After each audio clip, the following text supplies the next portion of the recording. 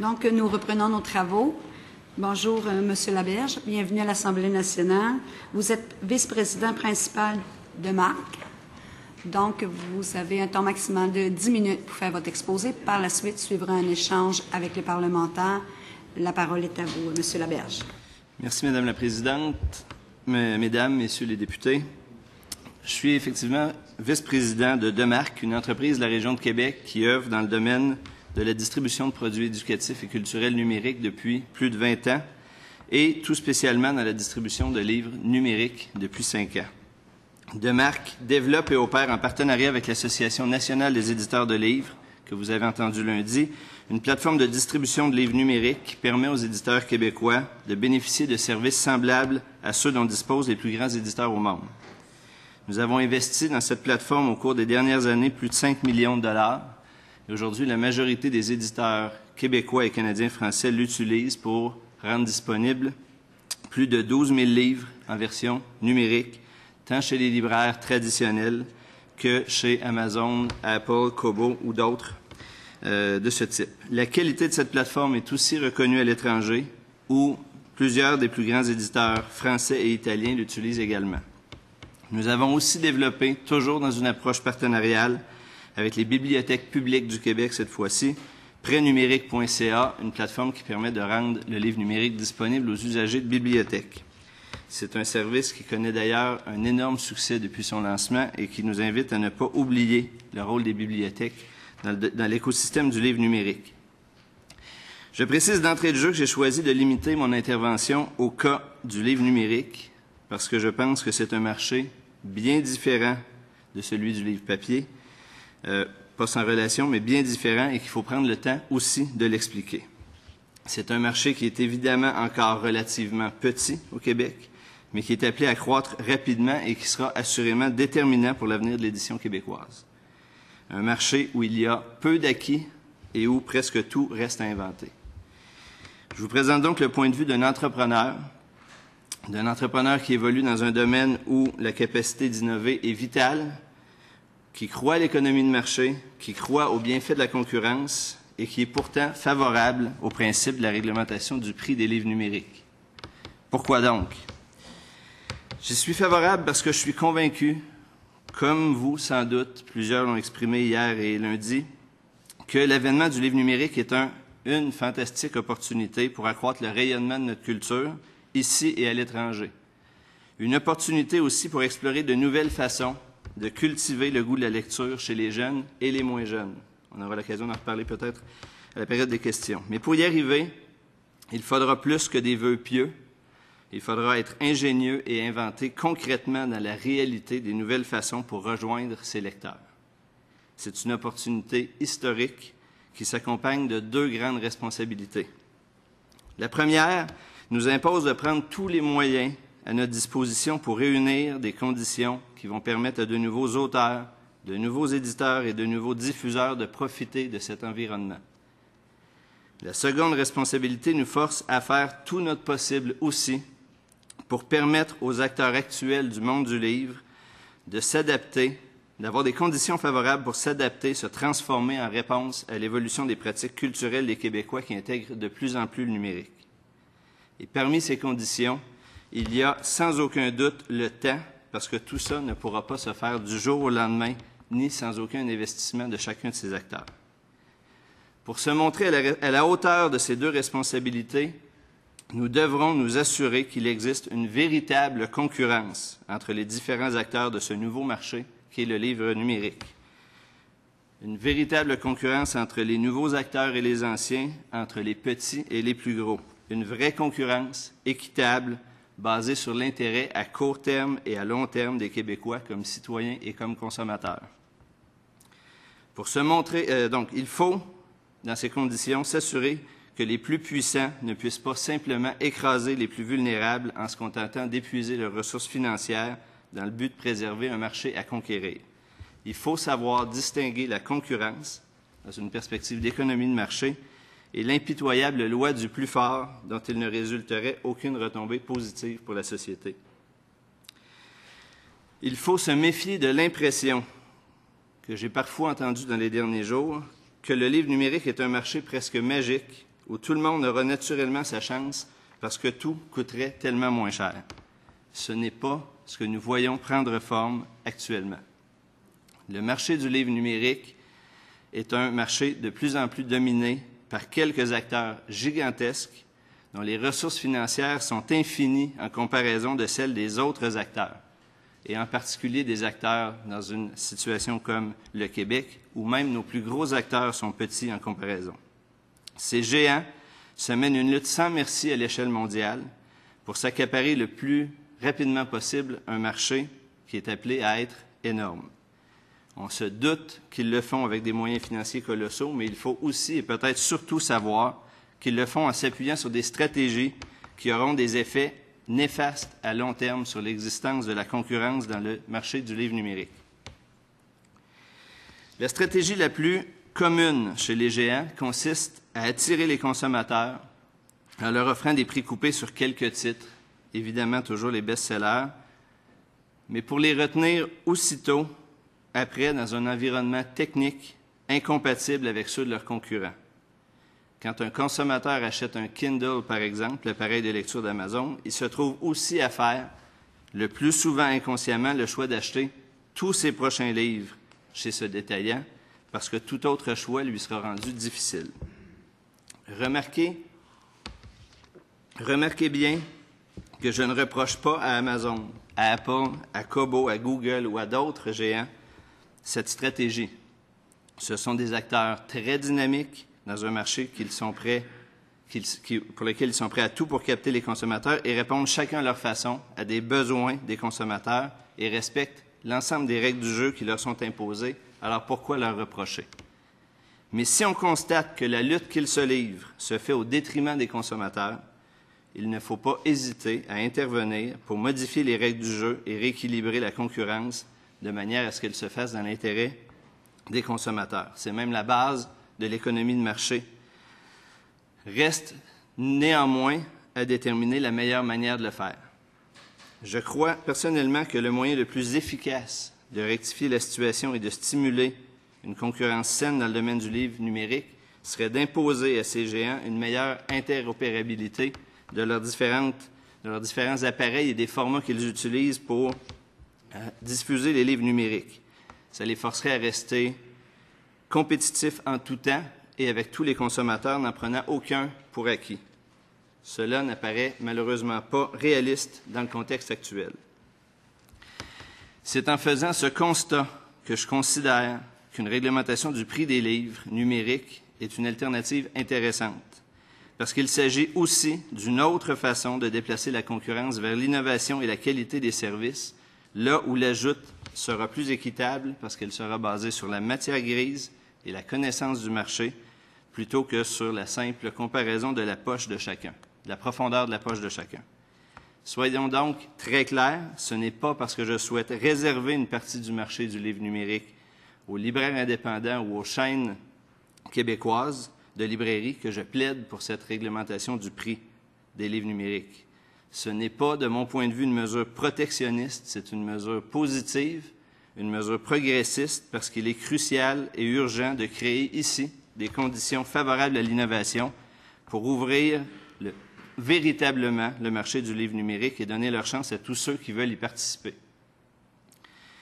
Je pense que la vision qui doit nous guider dans cette réflexion, c'est que partout sur le web où il sera question d'un livre, quel que soit son format, il devrait être possible de l'acheter en quelques clics, que ce soit sur le site d'un libraire, de toutes sortes de libraires, sur le site des éditeurs, sur le site de passionnés d'un sujet, sur le site de blogueurs et pourquoi pas sur les sites des bibliothèques.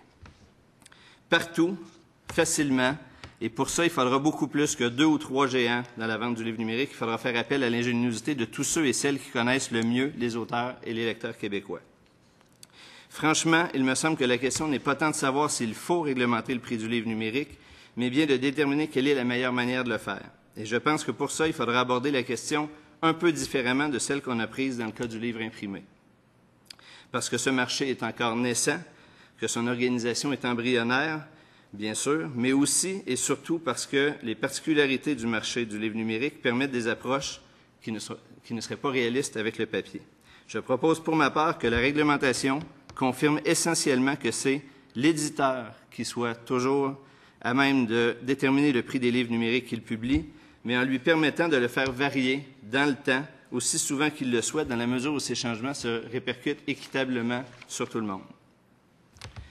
Je pense que cette approche permettra, est-ce que je peux continuer un petit peu? Avec la permission des parlementaires? D'accord.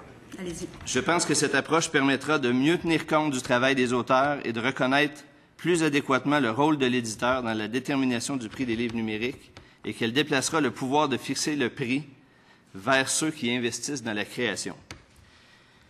Avec de telles modalités, la réglementation n'impliquera pas que les prix soient plus élevés, ni qu'ils correspondent à un pourcentage prédéterminé du prix du livre de papier, ni même qu'il ne puisse y avoir de variation et de réduction de prix à certaines périodes. La réglementation sur le prix du livre numérique ne sera évidemment pas une panacée et il faudra éventuellement revoir beaucoup plus largement le cadre réglementaire et les programmes de soutien à cette industrie. Mais le mieux est souvent l'ennemi du bien, et d'ici à ce qu'il soit possible de revoir tout ça, il me semble que la réglementation du prix des livres numériques est une mesure pragmatique, réaliste et peu coûteuse pour rééquilibrer cette concurrence. Même si cette mesure devait avoir un effet éphémère, comme certains le prétendent, je reste convaincu que ça vaudrait la peine de le faire. Il ne faut surtout pas banaliser ce que peut représenter 2, 3, voire 5 années si notre objectif est d'offrir à des entreprises locales le temps nécessaire pour développer de nouvelles compétences et adapter leur modèle d'affaires. Pour toutes ces raisons, il me semble que la réglementation du prix des livres numériques est une mesure que ne devrait pas hésiter à appuyer ceux et celles qui croient aux bienfaits de la concurrence et qui disent vouloir miser sur l'innovation pour créer des emplois et générer des retombées économiques dans les différentes régions du Québec. Et à défaut de le faire, il faudra bien proposer autre chose, concret et rapide, parce que l'expérience montre qu'il est toujours plus simple et moins coûteux de prévenir l'apparition d'un oligopole que de tenter d'en atténuer les effets néfastes par la suite, à plus forte raison dans un secteur aussi important pour l'économie, la culture et l'identité québécoise. Merci. Merci. Monsieur le député de Sainte-Hyacinthe, vous avez la parole.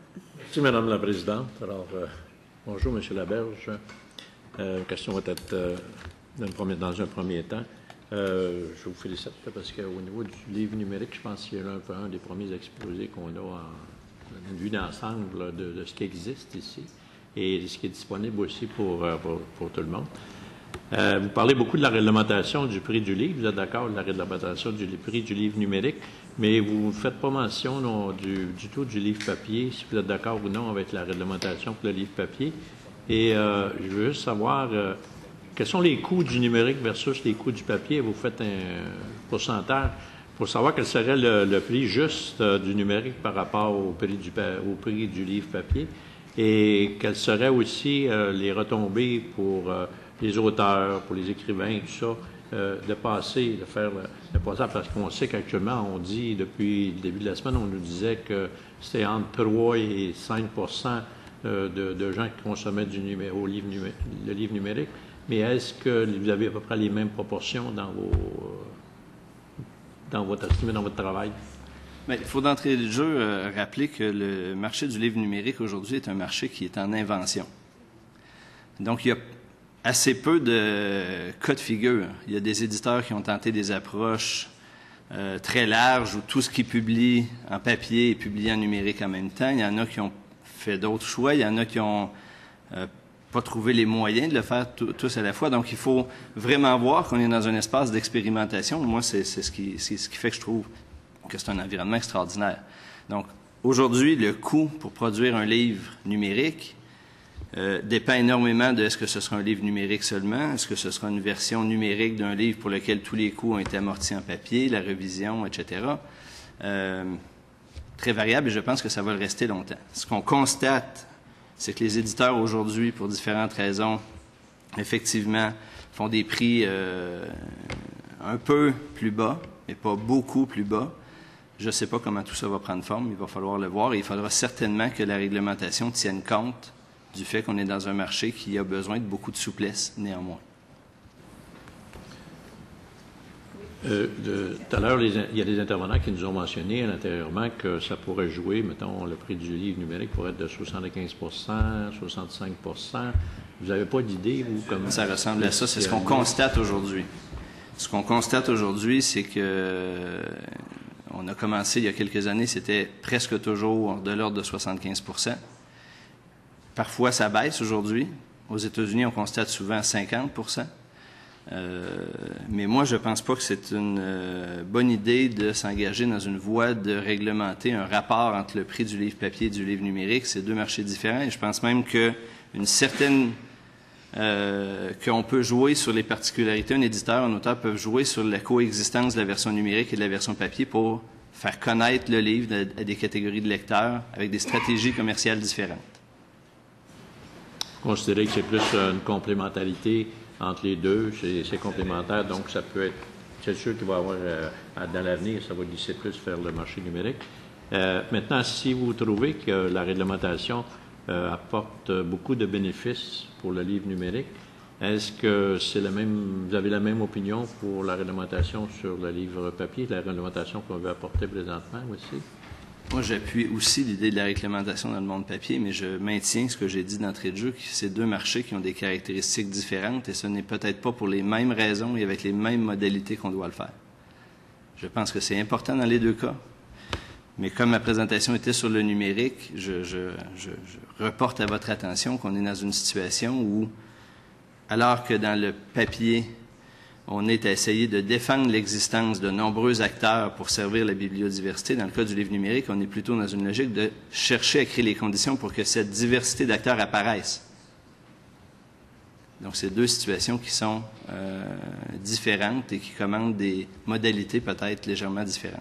Merci. Merci. Monsieur le ministre. Vous dites qu'il faut que cette diversité d'acteurs apparaisse dans le numérique. Soyez le bienvenu déjà et merci pour votre contribution. Quid alors de la distribution? Est-ce que c'est un acteur dont le rôle serait amoindri dans la perspective de ce virage? Dans le cas du livre numérique, il y a quelques années, on a imaginé que les distributeurs allaient disparaître. La réalité, c'est que leur rôle est forcément très différent. C'est pas les mêmes moyens, c'est pas les mêmes réalités matérielles. Il reste que le rôle d'un intermédiaire entre des éditeurs qui publient des livres et des points de vente qui ont la charge d'en faire une diffusion directement auprès des lecteurs demeure. Et donc, le rôle est assurément à transformer. Encore une fois, c'est le défi auquel on travaille tous les jours, mais je ne pense pas que c'est une bonne hypothèse que de penser que les rôles vont disparaître, ils vont clairement se transformer. Et c'est cette transformation que je pense qu'il faut aujourd'hui que le cadre réglementaire accompagne activement. OK. Vous suggérez une fixation de prix par les éditeurs afin d'assurer que le travail d'auteur soit pris en considération. Est-ce que vous pouvez élaborer? En fait, de fait, là-dessus, pour aller plus loin que les 10 minutes initiales me permettaient de faire, la réalité dans le livre numérique aujourd'hui, au Québec, ressemble à celle que je décris.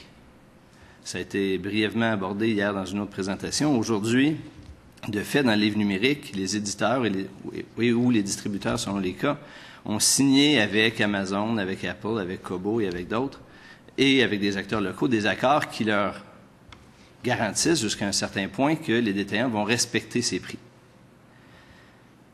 On appelle souvent dans la documentation ces contrats des contrats de mandat ou des contrats d'agence, dans lesquels l'éditeur autorise un détaillant à vendre le livre en fonction d'un certain nombre de balises.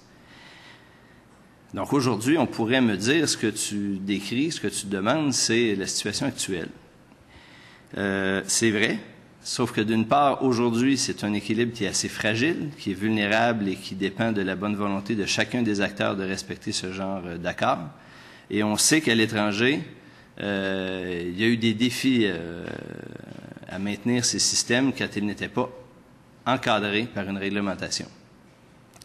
Donc, moi, ce que je dis aujourd'hui, c'est qu'il faut formaliser le fait que c'est de cette façon qu'on souhaite fonctionner et que la détermination du prix devrait être le fait de l'éditeur qui est le mieux placé pour tenir compte des accords qu'il a, des contrats qu'il a avec l'auteur, des risques qu'il prend pour initier le livre et de la stratégie commerciale qu'il développera avec ses partenaires les détaillants.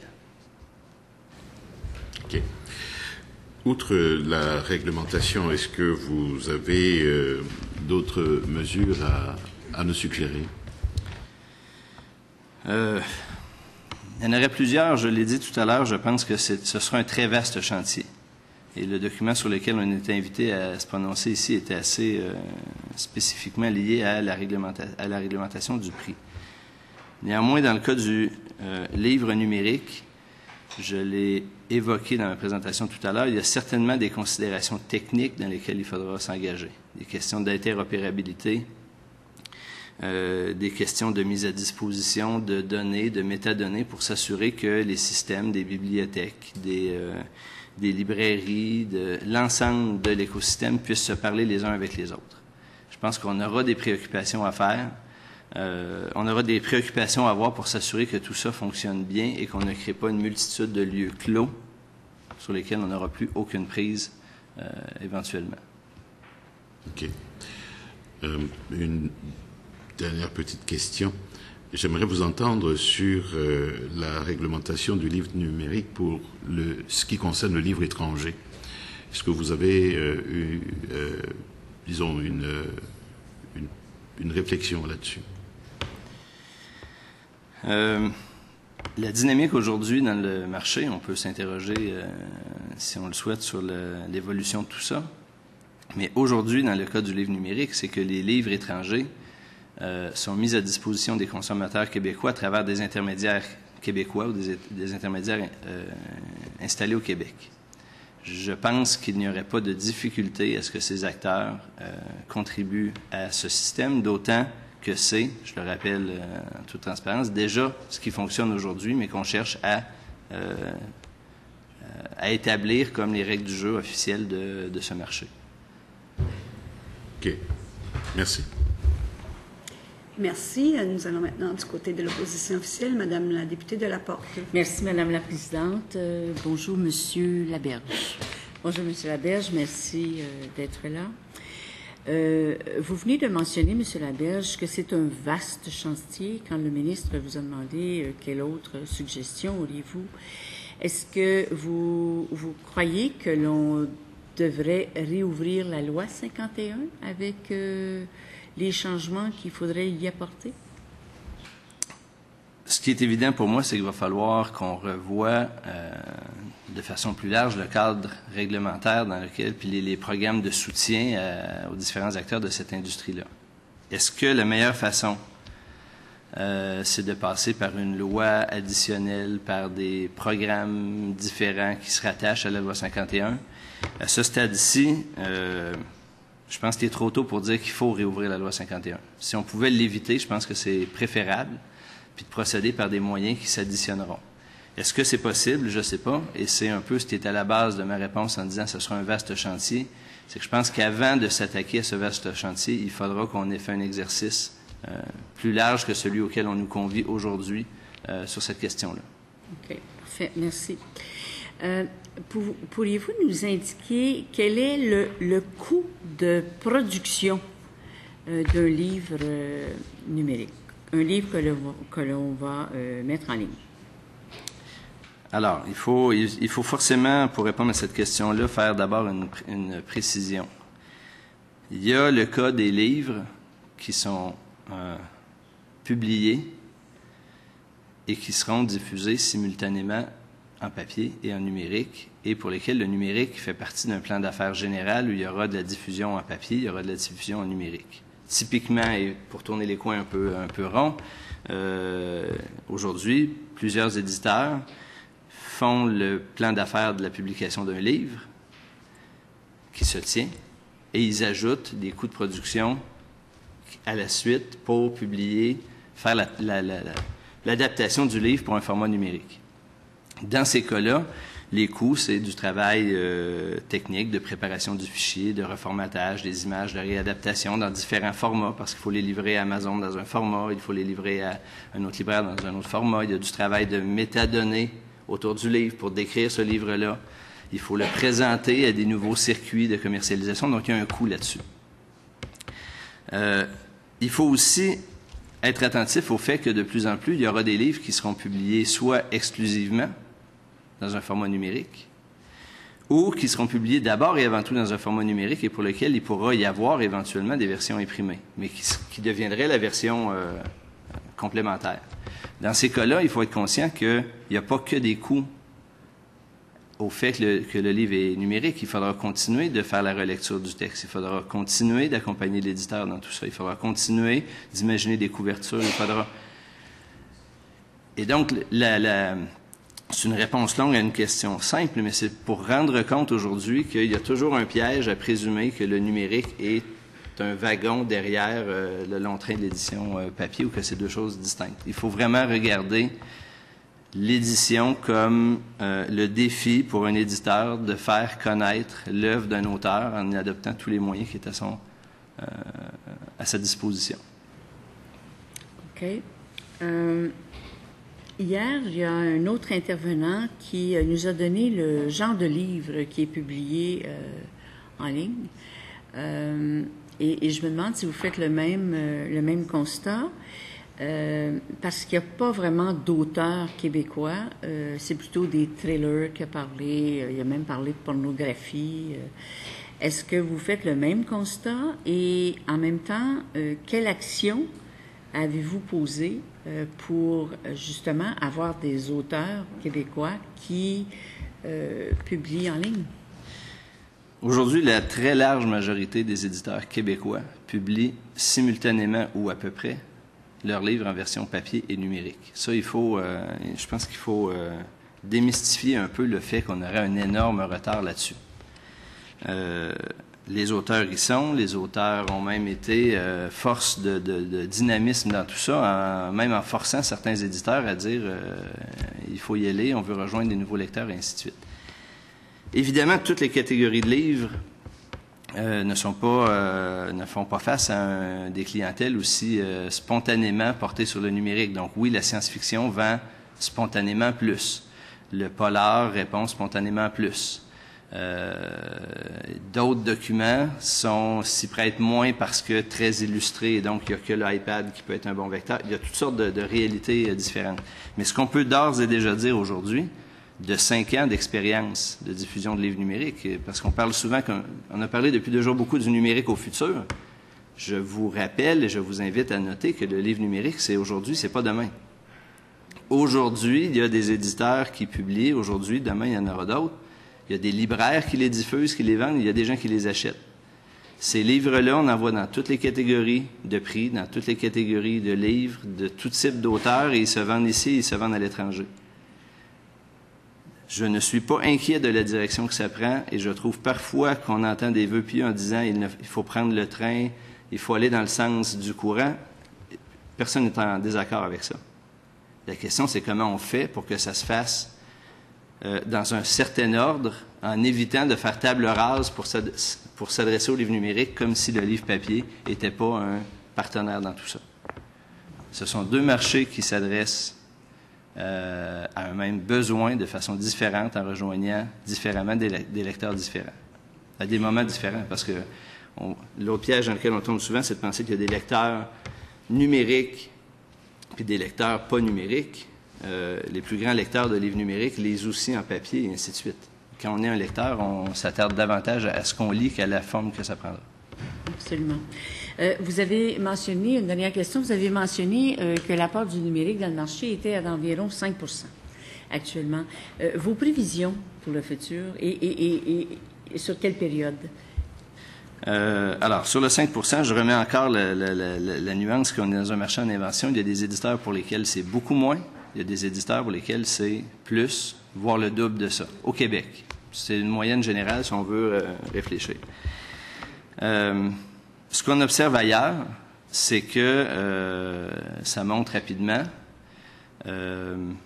moi, je suis convaincu que sur un horizon de 4 ou 5 ans, on sera entre 15, 20, voire un peu plus, 25 %. Et il faut être conscient que même si ce n'était que 15, dans l'économie assez fragile de plusieurs acteurs de l'industrie, je ne parle pas que des libraires, 15 % c'est beaucoup de lecteurs. Et donc, il faut se préoccuper de ça et voir que cette croissance-là, c'est un potentiel, je ne le vois pas comme une menace, mais si on n'établit pas les conditions dans lesquelles ça va se passer, bien, ça va être le Far West et puis on va constater les mêmes désordres qu'il y a eu aux États-Unis. Ça me permet une note en finissant. Souvent, on dit qu'on a un retard sur les États-Unis, par exemple. Moi, je dis, l'objectif, c'est pas d'arriver le plus vite possible à la plus grande consommation de livres numériques. C'est que le livre numérique aide à trouver des lecteurs et des nouveaux lecteurs. Que ça prenne 2 ans, 3 ans, 4 ans, 5 ans pour y arriver, qu'importe. Et si on peut éviter de perdre des joueurs en cours de route, tant mieux. Donc, si on fonce sur un feu, prendre le temps de faire le tour puis de le contourner pour arriver à bonne destination, c'est pas une bête stratégie. Parfait. Et merci pour vos bonnes explications. Alors, merci, Madame la Présidente. Merci beaucoup, M. Laberge. Je vous souhaite, chers collègues, bon appétit et la commission suspend ses travaux jusqu'à 14 heures.